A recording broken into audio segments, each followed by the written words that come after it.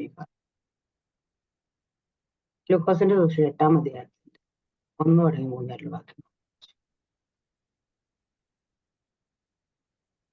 ലൂക്കോസ് 8-ാം അധ്യായം 1 തുടങ്ങി 4 വരെ വാക്യം വെച്ചു.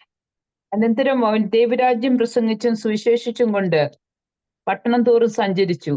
അവനോടുകൂടെ 12 പേരും അവൻ ദുരാത്മാക്കളെയും വ്യാധികളെയും നീക്കി സൗഖ്യം വരുത്തിയ പല സ്ത്രീകളും 7 ഭൂതങ്ങൾ വിട്ടുപോയ മഗ്ദലക്കാരത്തി മറിയയും ഹെരോദാവിന്റെ കാര്യവിചാരനായ കൂസയുടെ ഭാര്യ യോഹന്നയും ശിഷ്യനെയും തങ്ങളുടെ വസ്തുവക കൊണ്ട് അവർക്ക് ശുശ്രൂഷ ചെയ്തു പോന്ന മറ്റു പല സ്ത്രീകളും ഉണ്ടായിരുന്നു. പിന്നെ വലിയൊരു പുരുഷാരവും ഓരോ പട്ടണത്തിൽ നിന്ന് അവന്റെ അടുക്കൽ വന്നവരും ഒരുമിച്ച് കൂടിയപ്പോൾ അവൻ ഉപമയായി പറഞ്ഞത്: വിതയ്ക്കുന്നവൻ വിതപ്പാൻ പുറപ്പെട്ടു. വിതയ്ക്കുമ്പോൾ ചിലത് വഴിയരികെ വീണിട്ട് ചവിട്ടിപ്പോകുകയും ആകാശത്തിലെ പറവജാതി എന്നെ തിന്നുകളയുകയും ചെയ്തു. മറ്റു ചിലത് പാറമേൽ വീണ് മുളച്ച് നനവില്ലായികയാൽ ഉണങ്ങിപ്പോയി. മറ്റു ചിലത് മുള്ളിനിടയിൽ വീണു, മുള്ളുകൾ വളർന്ന് അതിനെ ഞെരുക്കിക്കളഞ്ഞു. മറ്റു ചിലത് നല്ല നിലത്ത് വീണ് മുളച്ച് 100 മേനി ഫലം കൊടുത്തു. ഇത് പറഞ്ഞിട്ട് കേൾപ്പാൻ ചെവിയുള്ളവൻ കേൾക്കട്ടെ എന്ന് വിളിച്ചു പറഞ്ഞു. സ്തോത്രം. ഹല്ലേലൂയ. ആമേൻ. ഇത് ഒരുപാട് പ്രാവശ്യം എല്ലാ സുവിശേഷങ്ങളിലും എഴുതപ്പെട്ടിട്ടുള്ള ഒരു വചനം തന്നെയാണ്. അപ്പൊ നമ്മൾ ഒരുപാട് പ്രാവശ്യം കേട്ടത്. കഴിഞ്ഞ ദിവസം നിങ്ങളുടെ മറ്റേ ദേവദാസൻ ഇത് പറഞ്ഞ സമയത്ത് ഹല്ലേലൂയ പറഞ്ഞ് ഈ ഒരു ഉപമ പറയുന്നതിന് മുമ്പ് ഹല്ലേലൂയ അവിടെ കുറച്ച് ആൾക്കാരെ എടുത്ത് പറഞ്ഞിട്ടുണ്ട്. ഹല്ലേലൂയ. അപ്പൊ കുറെ വ്യത്യസ്തമായ കുറച്ച് ആൾക്കാരുടെ മുമ്പിൽ നിന്ന് ഈ ഉപമ പറഞ്ഞത്. ഹല്ലേലൂയ. അല്ല ശിഷ്യന്മാരോട് മാത്രമല്ല, പക്ഷെ ആ ആൾക്കാർ ആരൊക്കെയാണെന്ന് കൃത്യമായിട്ട് പറയുന്നുണ്ട്. ഈ ഒരു ഉപമയ്ക്ക് മുമ്പ് മാത്രമാണ് അങ്ങനെ എടുത്തെഴുതിയേക്കുന്നത് ആരൊക്കെ ഏതൊക്കെ. കാരണം വെച്ചാൽ ഈ ഉപമ ഹല്ലേലൂയ പറഞ്ഞ അതെല്ലാവർക്കും ഉള്ളതല്ല എന്ന് പറയുന്ന പോലെ തന്നെയാണ് ഇവിടെ പറയുന്ന. അനന്തരം അവൻ ദൈവരാജ്യം പ്രസംഗിച്ച് സുവിശേഷന് പട്ടണം തോറും സഞ്ചരിച്ചു. അവനോട് കൂടെ 12 പേരും എന്നുവെച്ചാ ദൈവം തെരഞ്ഞെടുക്കപ്പെട്ട ദൈവത്തിന് ശിഷ്യന്മാരായിരുന്ന 12 പേരുണ്ടായിരുന്നു. ഹല്ലേലൂയ. രണ്ടാമത്തെ കൂട്ടര് അവൻ ദുരാത്മാക്കളെ വ്യാധികളെ നീക്കി സൗഖ്യം വരുത്തിയ ചില സ്ത്രീകൾ. അപ്പം വിടുതൽ പ്രാപിച്ച അല്ലെങ്കിൽ ദുരാത്മാക്കൾ വിട്ടുമാറിയ സൗഖ്യം പ്രാപിച്ച സ്ത്രീകളുണ്ടായിരുന്നു. അടുത്തെടുത്ത് പറയുന്നു ആമീൻ 7 ഭൂതങ്ങൾ വിട്ട് മഗ്ദലക്കാരത്തി മറിയ. വലിയ ആരാരും വിടുവിക്കാൻ എഴുതി വിചാരിച്ച 7 ഭൂതങ്ങൾ വിട്ടുമാറിയ മഗ്ദലക്കാരത്തി മറിയ. അടുത്തത് ഹെരോദാവിന്റെ കാര്യവിചാര കൂസയുടെ ഭാര്യ യോഹന്നയും ശൂശന്നെയും. അടുത്തത് തങ്ങളുടെ വസ്തുവക കൊണ്ട് അവർക്ക് ശുശ്രൂഷ ചെയ്തു പോകുന്ന പല സ്ത്രീകളും ഉണ്ട്. അപ്പൊ വസ്തുവക വിറ്റ് ശുശ്രൂഷ ചെയ്തു പോകുന്ന പല സ്ത്രീ. പിന്നെ ഒരു കൂട്ടരാണ്. പിന്നെ വലിയൊരു പുരുഷാരും ഓരോ പട്ടണം അവന്റെ അടുക്കൽ വന്നൊരു ഒരുമിച്ച് കൂടിയപ്പോൾ അവൻ ഹല്ലേലൂയ ഉപമയായി പറഞ്ഞു. ഇന്നും കർത്താവ് യേശുക്രിസ്തുവിന്റെ അടുക്കലേക്ക് ഈ വക ആൾക്കാർ എല്ലാവരും വരാറുണ്ട്. അതില് ആദ്യത്തെ കൂട്ടര ശിഷ്യന്മാരുണ്ട്. കാരണം കർത്താവിനാൽ വിളിക്കപ്പെട്ട് വേർതിരിക്കപ്പെട്ട് തെരഞ്ഞെടുക്കപ്പെട്ട ഹല്ലേലൂയ കർത്താവിന്റെ സാക്ഷികളാകേണ്ട ഒരു കൂട്ടരുണ്ട്.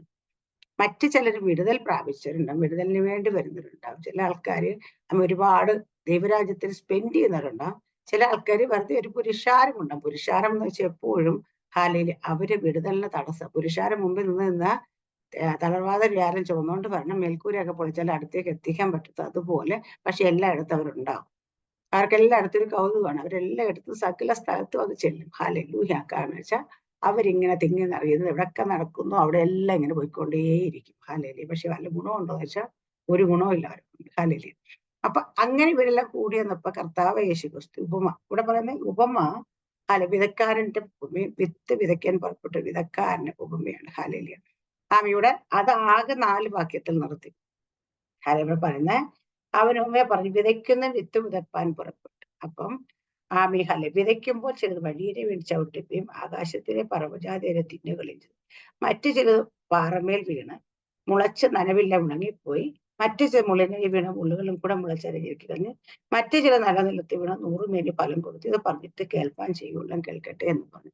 ആകപ്പാട് ഹല്ലേലൂയ 4 വാക്യത്തിൽ കർത്താവ് ഹല്ലേലൂയ വിതക്കാരന്റെ ഉപമ പറഞ്ഞു കൊടുത്തു. അപ്പൊ ഇത് കേട്ടോണ്ട് നടന്ന ആൾക്കാരോട് ഇപ്പം പുരുഷാരത്തോട് ചോദിച്ച കർത്താവ് എന്താ പറഞ്ഞു?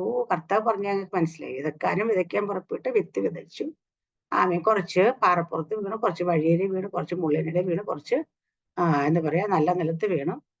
അപ്പം അത് നല്ല നിലത്ത് വീണു 30, 60, 100 മേനി വിളഞ്ഞ് ഇതാ പറഞ്ഞ കേൾപ്പാൻ ചെയ്യുവെള്ളം കേൾക്കട്ടെ. ഇതാ ദൈവം കർത്താവ് പറഞ്ഞു. ഇത് ഞങ്ങൾക്ക് നല്ലോണം മനസ്സിലായി. ഹല്ലേലൂയ. അപ്പം അവർക്ക് കർത്താവ് പറഞ്ഞ കാര്യങ്ങൾ 4 വാക്യത്തിൽ കർത്താവ് പറഞ്ഞത് അവർക്ക് മനസ്സിലായി എന്ന് അവര് പറയും. പക്ഷേങ്കില് ഇതിൽ ഒരു കൂട്ടര് മാത്രം നമ്മൾ കാണുന്നു. കുറച്ച് കഴിഞ്ഞപ്പം ദൈവത്തിന്റെ അടുക്കലേക്ക് ചെന്ന് രഹസ്യമായിട്ട് അടുത്തോട്ട് ചെന്ന് ഹല്ലേലൂയ ഇത് എന്താ ഈ പറഞ്ഞതെന്ന് ചോദിക്കുന്നു.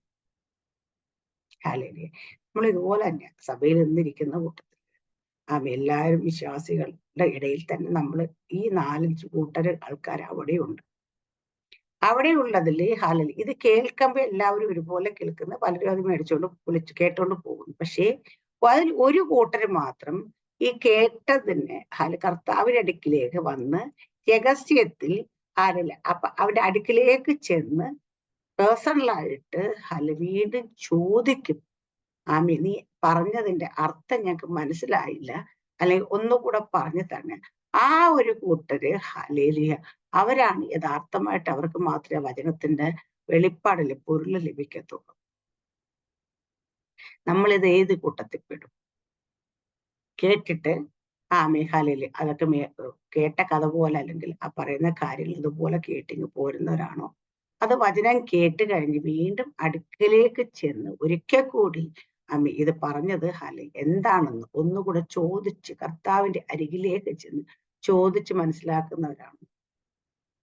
പബ്ലിക്കലി ഒരിക്കലും അത് എല്ലാം വെളിപ്പാടുകളും പറയും. പക്ഷെ ഞാൻ പലപ്പോഴും പണ്ട് ഞാൻ പറയുന്നത്, ഈ വചനം കേൾക്കുമ്പോൾ നോട്ട്സ് ഒക്കെ എഴുതും.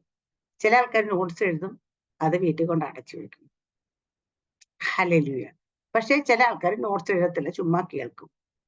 ചില ആൾക്കാര് ഹല്ലേലൂയ ഈ നോട്ട്സ് എഴുതിയിട്ട് അവരെന്ത് ചെയ്യുന്ന വെച്ചാൽ വീട്ടിൽ വന്നതിന് ശേഷം ഹല്ലേലൂയ അവര് കുളിച്ച് ഫ്രീ ആയി അല്ലെ ഫ്രഷായി പ്രാർത്ഥിക്കാൻ വന്നിരിക്കും. ആദ്യം നോട്ട്സ് എടുക്കും.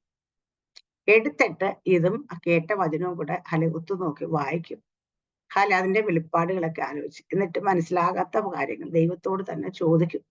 ചോദിച്ച ദൈവം അത് മനസ്സിലാക്കി കൊടുത്ത് അത് കേട്ട് മനസ്സിലായി ഗ്രഹിച്ചതിന് ശേഷം മാത്രമേ അവര് കിടന്നുറങ്ങത്തുള്ളൂ. എന്നിട്ട് പ്രാർത്ഥിച്ചിട്ടേ കിടക്കത്തുള്ളൂ. ആ ഒരു കൂട്ടരെയാണ് നമ്മൾ പറയുന്നത് ഇവിടുത്തെ ശിഷ്യന്മാര് കർത്താവിന്റെ അടുക്കിലേക്ക് ചെന്നിട്ട് ഈ ഉപമ എന്താന്ന് മനസ്സിലായില്ല, ഒന്നും കൂടെ ഒന്ന് പറഞ്ഞ് മനസ്സിലാക്കി തരണമെന്ന് പറയുന്ന കൂട്ടർ. അവിടെ ഈ മാർക്കോസിന്റെ സുവിശേഷം 4 വാക്യത്തെ കർത്താവ് ഈ ഉപമ പറഞ്ഞെങ്കിൽ ശിഷ്യന്മാർ അടുത്ത് നിന്ന് എക്സ്പ്ലെയിൻ ചെയ്ത് കൊടുത്തപ്പോൾ അതെനിക്ക് തോന്നുന്നു 9 തുടങ്ങി 15 വരെയുള്ള വാക്യങ്ങളിൽ ഹല്ലേലൂയ 9 തുടങ്ങി 15 വരെയുള്ള വാക്യങ്ങളിൽ ഹല്ലേലൂയ കർത്താവ് അത്രയും സമയമെടുത്താണ് അവരോട് അത് പറഞ്ഞു കൊടുക്കുന്നത്. അതിന്റെ പൊരുള് പറഞ്ഞു കൊടുക്കുന്നത്. ഹല്ലേലൂയ. അവരുടെ ശിഷ്യന്മാർ ഉപമ പറഞ്ഞ് എന്തെന്ന് ചോദിച്ചാൽ അവൻ പറഞ്ഞത്, ദൈവരാജ്യത്തിന്റെ മർമ്മങ്ങളെ അറിയാൻ നിങ്ങൾക്ക് വരം ലഭിച്ചിരിക്കുന്നു.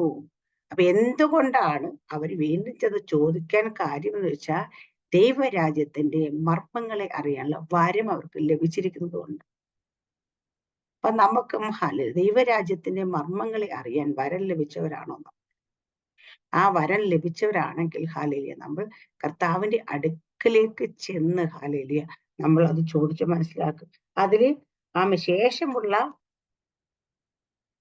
ശേഷമുള്ളവർക്ക് കണ്ടിട്ട് കാണാതിരിപ്പാനും കേട്ടിട്ട് ഗ്രഹിപ്പാതിരി ഉപമകളിൽ അത്രേ ഉപമയുടെ പൊരുളോ വിത്ത് അപ്പം മറ്റുള്ളവർക്കൊക്കെ കണ്ടിട്ടും കാണാതിരും കേട്ടിട്ടും ഗ്രഹിപ്പാതിരിക്കുന്ന ഉപമകൾ എന്ന് പറയുമ്പോൾ എന്താ, ഒരു കഥയായിട്ട് നമ്മുടെ ഉള്ളിലേക്ക് കയറിയിരിക്കും. നമ്മൾ ഇതിനകത്ത് സുവിശേഷങ്ങളിൽ അല്ലെങ്കിൽ ഈ പുതിയ നിയമം ബൈബിൾ എടുത്തു കഴിഞ്ഞാൽ പഴയ നിയമം ബൈബിൾ എടുത്താലും നമുക്ക് ഏറ്റവും കൂടുതൽ ഓർമ്മയുള്ളത് വെച്ചാൽ കഥ പോലെ നമ്മുടെ ഉള്ളിലിരിക്കുന്ന വചനഭാഗങ്ങൾ നമുക്ക് ഭയങ്കര ഓർമ്മയാണ് അല്ലേ.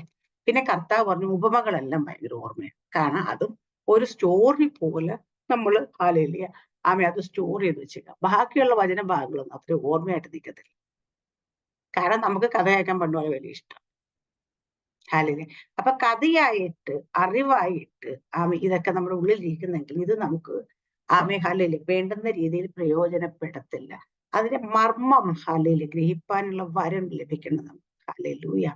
ഇവിടെ അത് കഴിഞ്ഞിട്ട് ഓരോ വിത്ത് ദൈവവചനം വഴിയേരികൊന്ന് കേൾക്കുന്നെങ്കിൽ അവർ വിശ്വസിച്ച് രക്ഷിക്കപ്പെടാതെ കളയുന്നു. അപ്പൊ വിത്ത് ഇവിടെ വിതയ്ക്കുന്ന വിത്ത് ഒരേ വിത്ത്, വിതക്കാരൻ ഒരേ വിതക്കാരൻ. വിത്തിന് മാറ്റമില്ല, വിതയ്ക്കുന്ന ആൾക്ക് മാറ്റമില്ല. പക്ഷെ വീഴുന്ന നിലത്തിന് മാത്രമാണ് മാറ്റം. ഈ നിലമാണ് നമ്മൾ ഇതിൽ ഏത് നിലമാണെന്നാണ് നമ്മൾ എപ്പോഴും ഓരോ പ്രാവശ്യം വചനം കേൾക്കുമ്പോൾ നമ്മളിത് ഏത് നിലമാണ് എന്ന് വെച്ചാൽ അതിന് ഏറ്റവും വലിയ എക്സാമ്പിൾ പറയാം. നമ്മൾ ഇന്നലെ കേട്ട വചനം എന്താണ്? ഇന്ന് രാവിലെ വന്നിരിക്കും, നമുക്കത് ഓർമ്മ വരുന്നുണ്ടോ? ഹല്ലേലൂയ. ഇല്ലെങ്കിൽ നമ്മൾ ആദ്യത്തെ കൂട്ടര വഴിയരിയെ വീണതുപോലെയാണ്. ആരൊക്കെ ചവിട്ടിക്കളയുന്ന, അല്ലെ പിശാചി വന്നത് എടുത്തുകൊണ്ട് പോകും. ഹല്ലേലൂയ. വിതയ്ക്കപ്പെട്ട വചനം നമ്മുടെ ജീവിതത്തിൽ ഉപകാരമായി വരുന്നില്ലെങ്കിൽ അത് വഴിയരികെ വീണ വിത്ത് തന്നെയാണ്. അടുത്ത പറഞ്ഞ പാറപ്പുറത്ത് വീണ, അത് പാറപ്പുറത്ത് വീണ വിത്തിന്റെ എന്താ പ്രത്യേകത? വേഗത്തിൽ മുളയ്ക്കും, പക്ഷെ വേരില്ല, ഉണങ്ങി. അത് നമ്മൾ വചനം കേൾക്കും ഭയങ്കരമായിട്ട് നമ്മൾ സന്തോഷിക്കും. ഹല്ലേലൂയ.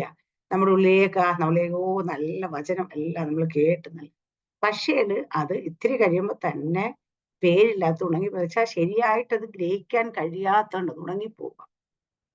പറയുന്നത് എന്താണ് എന്ന്. ഹല്ലേലൂയ. ഞാൻ ഈ വചനം ദേവദാസൻ ഞായറാഴ്ച ഞങ്ങളുടെ ചർച്ചിൽ പറഞ്ഞതാണ്, വിജയൻ പാസ്റ്റർ പറഞ്ഞത്.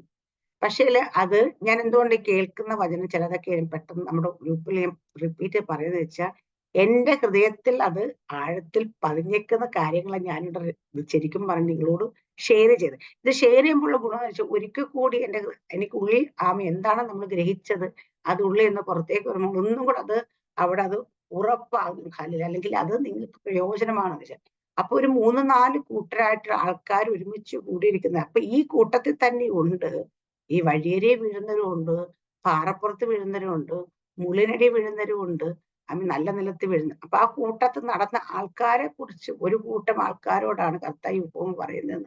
ആദ്യം ഇൻട്രഡക്ഷൻ പോലെ പറഞ്ഞത്. ഈ ഒരു കൂട്ടർ പുറത്തല്ല, ഈ ഒരു കൂട്ടരിൽ നിന്ന് അകത്താ. നമ്മുടെ അകത്തിരിക്കും. നമ്മളാണ് എന്നിട്ട് ദിവസം ഇങ്ങനൊരു കാര്യം കൂടെ പറഞ്ഞു, ഏറ്റവും കൂടുതൽ അടി വാങ്ങാൻ പോകുന്ന ഈ ദുബായിലൊക്കെ ഉള്ള ആൾക്കാർക്ക്, മലയാളിയൊക്കെ. കാരണം ഏറ്റവും കൂടുതൽ വചനം കേൾക്കുന്ന ഇവിടെ ഉള്ളവർ. കേരളത്തിലുള്ളവരെ കുറിച്ചൊക്കെ പറഞ്ഞാൽ അവരിനെ കേൾക്കുന്നില്ല. ഓക്കെ, അതുകൊണ്ട് അവർക്ക് അവർക്ക് കേൾക്കില്ലെന്ന് പറയാം. ഈ അധികം കേൾക്കുന്നവർക്ക് അധികം ശിക്ഷ വരും.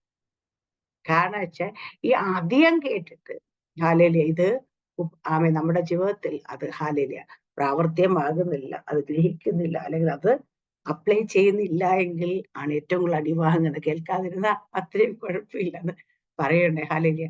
അപ്പം ശരിക്കും പറഞ്ഞാൽ ഇന്ത്യ ഇവിടെ UAE-ക്കകത്തൊക്കെയാണ് ഹല്ലേലൂയ ഏറ്റവും കൂടുതൽ വചനം. ഹല്ലേലൂയ. എവിടെയെങ്കിലും നല്ല മീറ്റിംഗ് ഒക്കെ ഉണ്ട്, ആൾക്കാർ ഓടി നടന്ന് കേൾക്കും, അങ്ങോട്ടും ഇങ്ങോട്ടും ഓടിപ്പോകും. ഇവിടെ ഞാൻ പറഞ്ഞാൽ നാട്ടിലെ കണക്ക് വലിയ റെസ്ട്രിക്ഷൻസ് ഇല്ല, ഇന്ന സമയം പോകൽ അല്ലെങ്കിൽ വേറൊരിടത്ത് പോകരുതൊന്നും പറഞ്ഞില്ല. പൊട്ടക്കുളത്തിലെ തവളയാക്കി ആരും വെക്കാറില്ല. ഓൾമോസ്റ്റ് ഒരുവിധമുള്ള ദേവദാസൻ എന്ന് വെച്ചാൽ ആൾക്കാർ ഇവിടെ അങ്ങോട്ടും ഇങ്ങോട്ടും എല്ലാം നല്ല ദേവദാസന്മാർ വന്ന് ശുശ്രൂഷിക്കും, പോകാറുണ്ട്, കടന്നു പോകാറുണ്ട്. പോയിട്ട് ഹല്ലേലൂയ വളരെ ആ റെസ്ട്രിക്ഷൻസ് പറയുന്ന സഭകളൊക്കെ വളരെ കുറച്ചേ ഉള്ളൂ. ഹല്ലേലൂയ.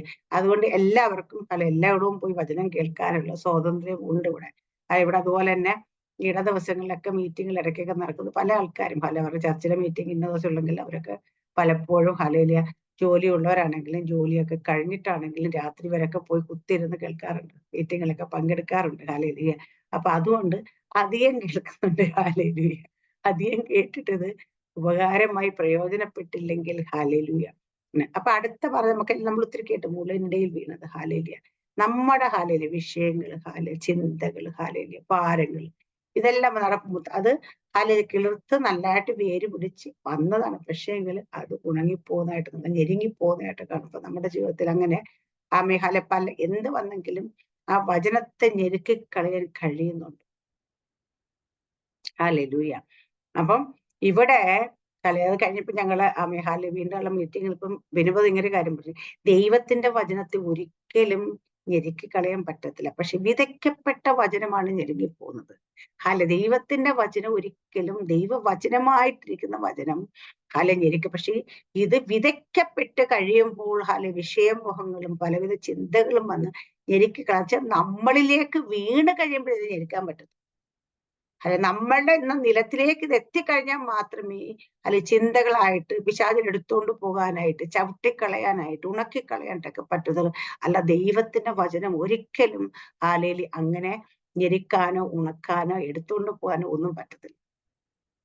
ഹല്ലേലൂയ. പക്ഷെ അപ്പം പ്രശ്നം വചനത്തിന്റെ നല്ല പ്രശ്നം നമ്മളാകുന്ന നിലത്തിൻ്റെതാണ് പ്രശ്നം.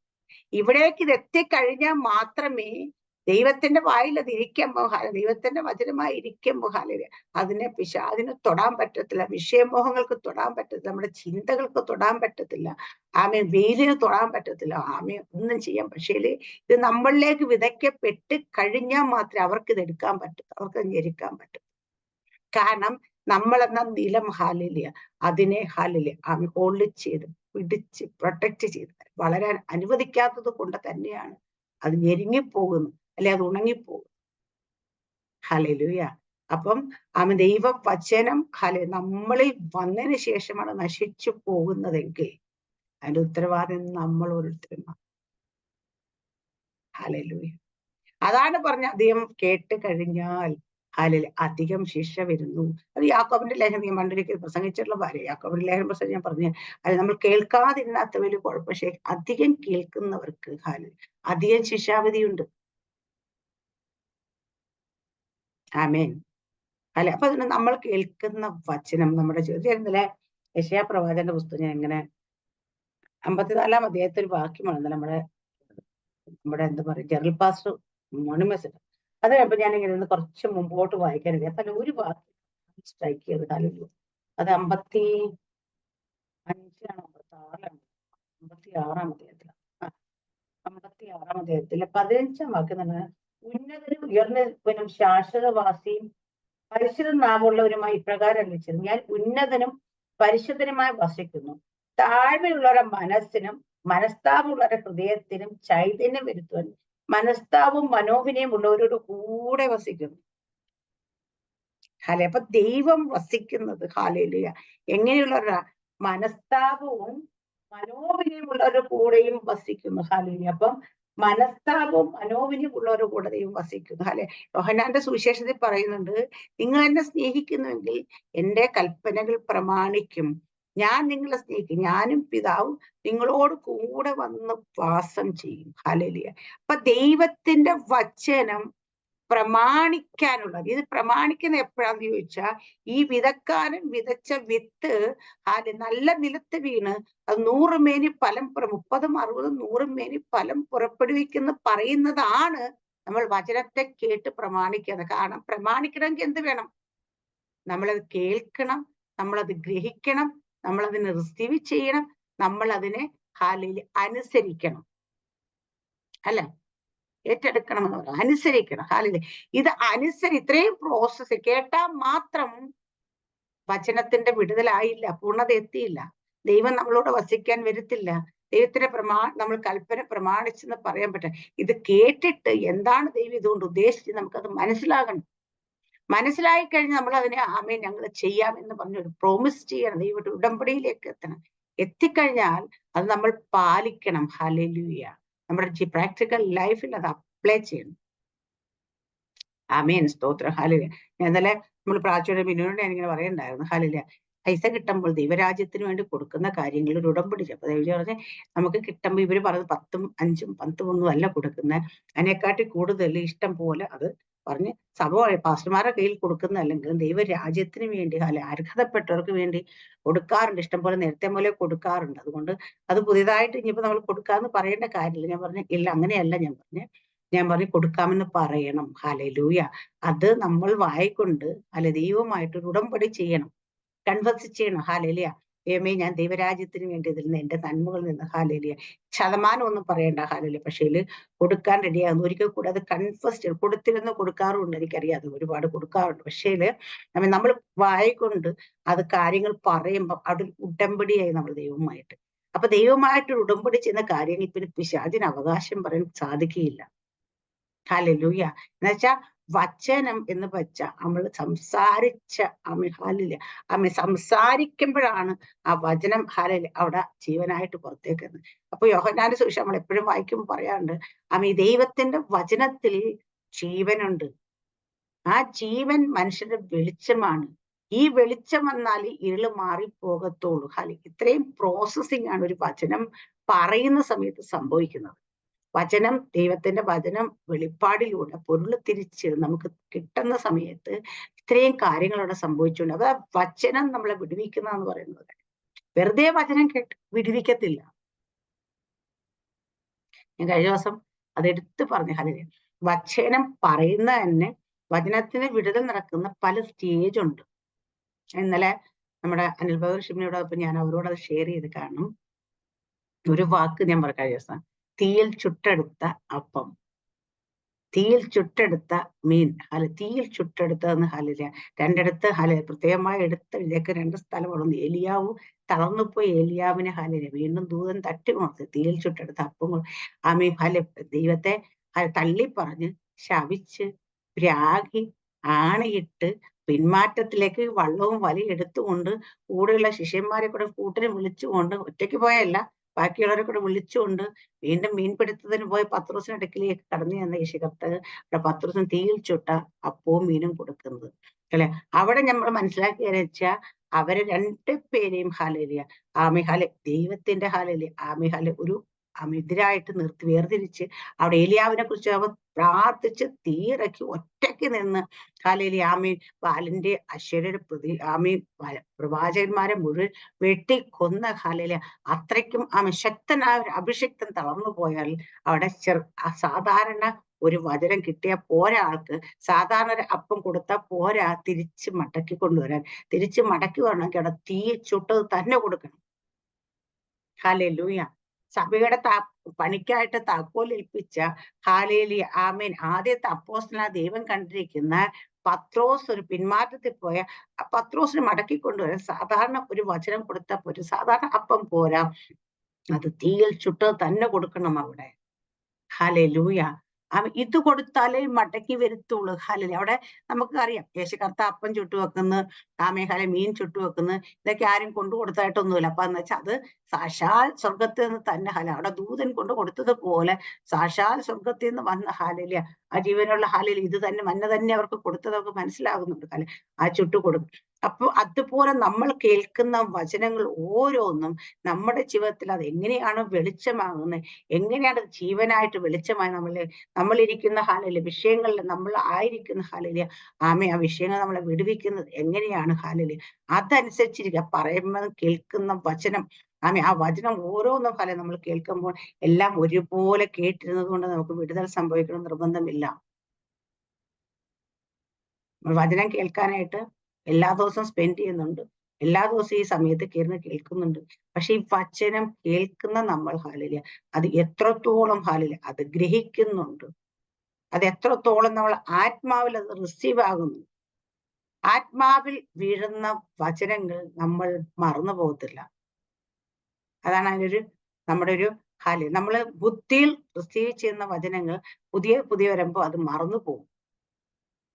ആത്മാവിൽ ഉൾനട്ടതായിട്ടുള്ള വചനം ഏത് സാഹചര്യത്തിൽ കൂടെ പോകുമ്പോൾ എത്ര വർഷങ്ങൾ കഴിഞ്ഞാലും ഹാലേലിയ അതിങ്ങനെ ആവശ്യ സമയത്ത് ഇങ്ങനെ പൊങ്ങി വരും. ഹല്ലേലൂയ, ആമേൻ. അപ്പൊ ആ വചനമൊക്കെ നമ്മൾ ഓർത്തു നോക്കിയാൽ മനസ്സിലാവും നമ്മുടെ ജീവിതത്തെ പിടിവെച്ച വചനങ്ങളായിരിക്കും. ഹല്ലേലൂയ. അപ്പൊ നമ്മൾ കേൾക്കുന്ന വചനം ഹാലേലിയ നല്ല വിത്തായി നല്ല നിലത്ത് വീണ വിത്തിന് കുഴപ്പമില്ല, വിത്ത് സെയിം തന്നെ. പക്ഷേ നല്ല നിലമാണോ നമ്മളെന്ന് ഹാലേലിയ എങ്ങനെ അത് തിരിച്ചറിയാം? നമ്മൾ വീണ്ടും കർത്താവിന്റെ അടുക്കിലേക്ക് ശിഷ്യന്മാർ കടന്ന് ചെന്ന് ചോദിച്ചതുപോലെ രഹസ്യത്തിൽ ചെന്ന് അപ്പനോട് ഹാലേലൂയ അപ്പൊ ഇതിന്റെ പൊരുൾ ഒന്നും കൂടെ എനിക്കൊന്ന് മനസ്സിലാക്കിത്താ, ഇത് ഒന്നും കൂടെ എനിക്കൊന്ന് ഗ്രഹിക്കണം എന്ന് പറയുന്നു. അതോ സാധാരണ പുരുഷാരൻ കൂടി വന്ന പുരുഷാരോ കൂടെ വിടുതൽ പ്രാപിച്ചു അങ്ങനെ കുറെ പേര് കൂടി ഉണ്ടായിരുന്നു. പല വ്യത്യസ്ത ആൾക്കാരോട് പറയുന്നത് 3-4 ആൾക്കാരെ കുറിച്ച് പറഞ്ഞു. ആ കുട്ടരെ പോലെ കേട്ടിട്ട് എല്ലാം മനസ്സിലായി എന്ന് പറഞ്ഞു പോകുന്നവരാണോ നമ്മൾ? ഹല്ലേലൂയ. അപ്പൊ അതല്ല ഇതിലെ കൂടെ കേട്ട് ഇതിലെ കൂടെ അങ്ങ് പോകുന്നവരാണോ നമ്മൾ? പല ആൾക്കാരുടെയും പ്രശ്നം ഒരു ചെവി കൂടെ കേട്ട് മറ്റേ ചെവി കൂടെ ഇറങ്ങി പോകും. കേൾക്കുമ്പോൾ നമ്മൾ കേൾക്കുമ്പോൾ നമ്മൾ വിചാരിക്കും ഇതെല്ലാം നമ്മൾ ഗ്രഹിച്ച് കഴിച്ചു, അയ്യോ ഇന്നത്തെ വചനം എല്ലാം സൂപ്പറായിരുന്നു, ഇതെല്ലാം ഇനി നമ്മളുടെ ജീവിതത്തിൽ ഭയങ്കര. പക്ഷേ കുറച്ച് മണിക്കൂറുകൾ കഴിയുമ്പോൾ തന്നെ നമുക്ക് അതിനെ കുറിച്ച് ഒരു ഐഡിയ ഇല്ല. എന്താ അപ്പൊ ചില ആൾക്കാർ പറഞ്ഞു, ചിലപ്പോൾ ആൻമോൾക്കുണ്ട് സ്വഭാവം, ചിലപ്പോൾ അമ്മ സ്റ്റാർട്ടിങ് ഒന്ന് പറഞ്ഞു തന്ന ബാക്കി ഞാൻ പറയാം. എന്താന്നുള്ളത് ആ സ്റ്റാർട്ടിങ് അല്ലെങ്കിൽ ഒരിത്തിരി ക്ലൂ ഒരു ക്ലൂ തന്നാൽ മതി, ബാക്കി ഞാൻ പറഞ്ഞോളാന്ന് പറയും. ഞാൻ ഇടയ്ക്ക് ചോദിക്കും എന്താ നീ കേട്ടത്, എന്താ മനസ്സിലാക്കിയെന്നൊക്കെ ചോദിക്കും. വചനം കേട്ടിട്ട് വരുമ്പോഴത്തേന് ഹല്ലേലൂയ. അപ്പൊ എന്താന്ന് വെച്ചാൽ അപ്പൊ ഞാൻ പറയാം ക്ലൂ ഒന്നുമില്ല, ഇത് ക്ലൂ ഒന്നും തരുന്ന സാധനമൊന്നുമല്ല, മര്യാദക്ക് പറയാൻ പറയാല്ലേ. പിന്നെ ഒന്ന് ഓർത്തിട്ട് പറയും ഹല്ലേലൂയ പറയിക്കും. കാരണം വെച്ചാൽ അതെന്താ വെച്ചാൽ നമ്മൾ അങ്ങനെ ചെയ്യുമ്പം അവർ പിന്നീട് അത് മറന്നു പോകത്തില്ല. ഹല്ലേലൂയ.